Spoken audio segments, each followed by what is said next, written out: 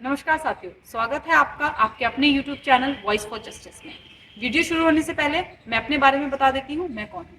मेरा नाम है अनुराधा सिंह। मैंने 2022 में अपना बीएड कंप्लीट किया है। कल केवीएस पीआरटी का रिजल्ट जारी हुआ है जिसमें कट ऑफ गई है 135। मैं अपना व्यक्तिगत स्कोर बता दूं तो मेरा खुद का स्कोर 140 है।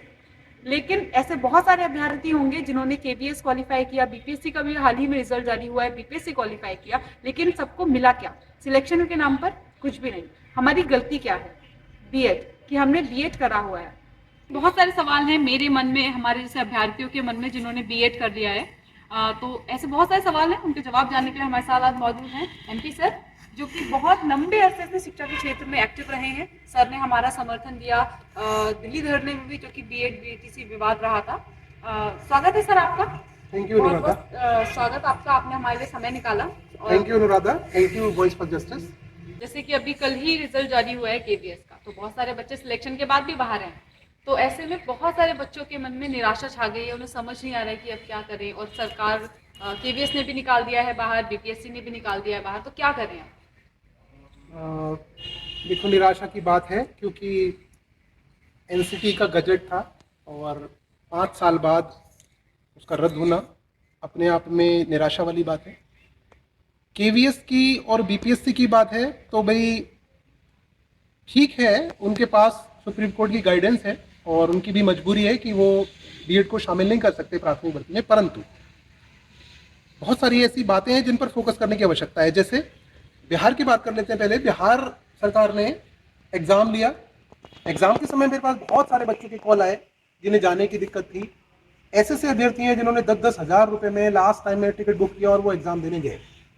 तो एग्जाम देने के बाद केवल डीएलएड का रिजल्ट घोषित करना ये थोड़ी निराशा वाली बात है। ये सरकार के अपने स्तर की बात है, ये बीपीएससी के अपने स्तर की बात है। उन्हें कम से कम रिजल्ट घोषित करना चाहिए था जिससे कि अभ्यर्थियों का अपना सेल्फ मूल्यांकन हो सके।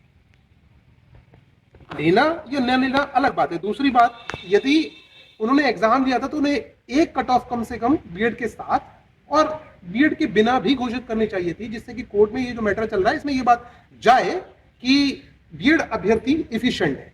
दूसरी तरफ केवीएस की बात कर लेते हैं। केवीएस ने भी रिजल्ट तो जारी किया, लेकिन उसने केवल स्कोर दिखा दिए हैं। उसे भी एक कट ऑफ जारी करना चाहिए था कि यदि बीएड शामिल होता तो उसके साथ इतनी कट ऑफ, और बीएड शामिल नहीं है तो डीएलएड वालों के साथ केवल इतनी कट ऑफ पर सिलेक्शन हो रहा है, जिससे कि अभ्यर्थी इस चीज को लेकर कोर्ट में रख सकते कि सर देखिए हमारे साथ क्वालिटी ऑफ एजुकेशन है या नहीं। क्योंकि बात केवल इसकी नहीं है कि अभ्यर्थी बीएड है या बीटीसी है, परफॉर्मेंस क्या है, ये जो है बड़ी बात है। रही बात निराशा की, तो बच्चों को भी निराश जो हुआ है उसको सामना तो करना पड़ेगा उन्हें, साथ ही आगे जाना चाहिए वर्तमान हालातों से, और उन्हें बीपीएससी सरकार से, केवीएस से कम्युनिकेशन करना चाहिए संबंधित विषय पर कि भाई रिजल्ट के साथ साथ कट ऑफ जारी करें। जी सर, बिल्कुल मैं सहमत हूँ आपकी बात से कि हमने एटलीस्ट ये तो पता होना चाहिए कि हमने कैसा परफॉर्म किया, हमारा नंबर क्या है। बीपीएससी ने तो रिजल्ट में बीएड को इंक्लूड ही नहीं किया। खैर, उसके अलावा एक ये चीज़ है कि अभी जिन्होंने बीएड किया हुआ है वो अब आगे क्या करें? देखिए, वैसे तो हमेशा ये चांस होता है कि आपने बीएड किया है, आपके पास टीजीटी है, लेकिन फिलहाल दुर्भाग्य की बात यह है कि आपके सामने कोई अवसर है ही नहीं। अभी वर्तमान में यदि आप पीआरटी, क्योंकि अवसर जहां सबसे ज्यादा है वो पीआरटी है शिक्षा के क्षेत्र में, मैंने ऊपर भी देखा है इस बात को, सबसे ज्यादा अवसर के ये अवसर है वो पीआरटी क्षेत्र में, चाहे वो गवर्नमेंट सर्वेंट, गवर्नमेंट आप सेक्टर की बात कर लो, प्राइवेट सेक्टर की बात कर लो। तो भाई आपको इसके लिए प्रयास करना चाहिए कि आप जो है वर्तमान हालातों में निराशा से निकले और पीआरटी के लिए पुनः प्रयास करें। उसके लिए भाई आप सबसे पहले तो यही आप सरकारों से अपना रिजल्ट मांगिए, उसको रखिए और कोर्ट में ये बात रखिए, क्योंकि वर्तमान में केवल इसकी बात रही नहीं गई कि अभ्यर्थी बीएड है या बीटीसी।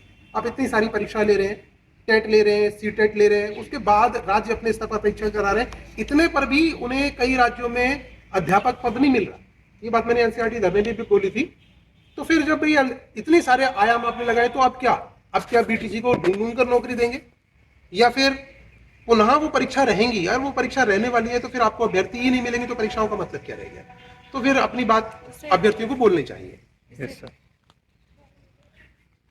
बिल्कुल सर, आप सही कह रहे हैं कि अपने हक के लिए तो बोलना ही चाहिए। तो इस प्रक्रिया में तो पहले से ही लोग गए हुए हैं सुप्रीम कोर्ट, ठीक है, काफी सारे संघ बने हुए हैं बीएड जी, के, जी। वो जा चुके हैं। जी। हम भी अपने व्यक्तिगत तौर पे अपनी रीच बनाने की कोशिश करें कि हम भैया जाए वहाँ पे अपनी बात रख सकें। आपको क्या लगता है कि बीएड अभ्यर्थी अगर जाते हैं, अपनी बात रखी जाती है, तो जीत पाएंगे क्या? जी देखिए, असंभव कोई कार्य नहीं होता।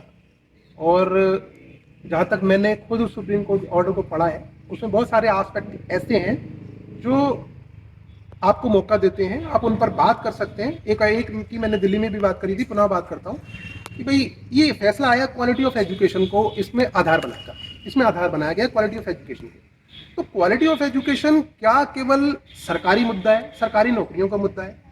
और नहीं है तो फिर क्या वो प्राइवेट का मुद्दा है, या फिर पूरे देश की जो प्राइमरी एजुकेशन है उसका मुद्दा है? यदि पूरे देश की प्राइमरी एजुकेशन का मुद्दा है तो पूरी एजुकेशन पे बात क्यों नहीं होती? ऐसा कोई भी प्राथमिक विद्यालय आपको गांव में नहीं मिलेगा जिसमें डीएलएड अभ्यर्थी पढ़ा रहा हूँ। मेरे बहुत सारे विद्यार्थी ऐसे हैं जो बेचारे प्राइवेट में 2-2, 3-3, 4-4, 5-5 हज़ार रुपए पे पढ़ाने को मजबूर है।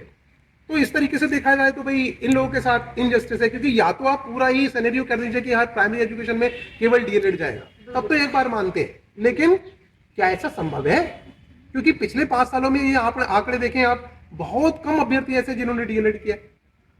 तो ये बात विचारणीय है कि जब सभी लोग बीएड ही कर रहे हैं तो क्या इन लोगों में इनपुट नहीं है? आप इवेल्यूशन के नाम पर सीटेट ले रहे हैं, टेट ले रहे हैं, तो वहां भी पेडागोगी की बात हो रही है। लगातार सीटेट की बात करें, 90 नंबर की पेडागोगी वहां पूछी जाती है, जिसमें 30 नंबर की चाइल्ड साइकोलॉजी और बकाया सब्जेक्टिव। तो वहां साइकोलॉजिकल टेस्ट हो रहा है, उसको ये क्वालिफाई कर रहे हैं। यदि इनमें पेडागोगी स्किल नहीं है अकॉर्डिंग टू कोड, तो फिर ये पास कैसे कर पा रहे हैं? नहीं, प्रश्न तो उन संस्थाओं पर भी लगता है। क्या केवीएस वो जो परीक्षा करा रही है वो उस लेवल की नहीं है कि वो पेडागोगी जज कर रही है? और नहीं कर रही है जज, तो फिर भाई हो क्यों रही है? इन परीक्षाओं को तुरंत बंद करना चाहिए।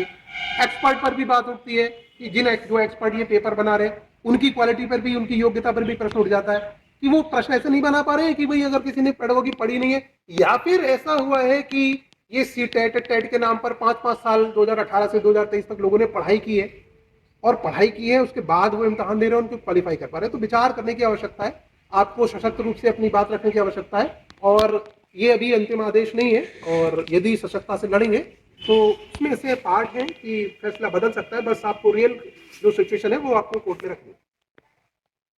Thank you so much sir, मार्गदर्शन करने के लिए कि करें तो करें क्या बीएड अभ्यर्थी, क्योंकि बहुत सारे बच्चे जो है परेशान थे कि करें क्या करें। और काफ़ी हमें ऐसी खबरें भी आई थी जहाँ पे हमारी बहनों ने सुसाइड कर लिया, एक आध बच्चे ने, किसी ने कुछ कर लिया, किसी ने कुछ कर लिया। बहुत ही क्या बोलते हैं, गंभीर परिस्थितियों में बहुत ही स्ट्रगल करके काफ़ी बच्चों ने बीएड किया था। निराशा से हमेशा आशा की उम्मीद ज़्यादा बेहतर होती है। तो बच्चों को निराशा से निकलना चाहिए, सशक्त होकर खड़े होना चाहिए, लड़ने के लिए खड़े हो जाइए, और जीत मुमकिन है, ऐसा नहीं है कि नामुमकिन है। ठीक है, थैंक यू सर, धन्यवाद आपका कीमती समय देने। जैसा कि सर ने हमारा मार्गदर्शन किया और हमें पता चला कि एटलीस्ट अब ऐसा नहीं है कि सुप्रीम कोर्ट का फैसला आ ही गया है।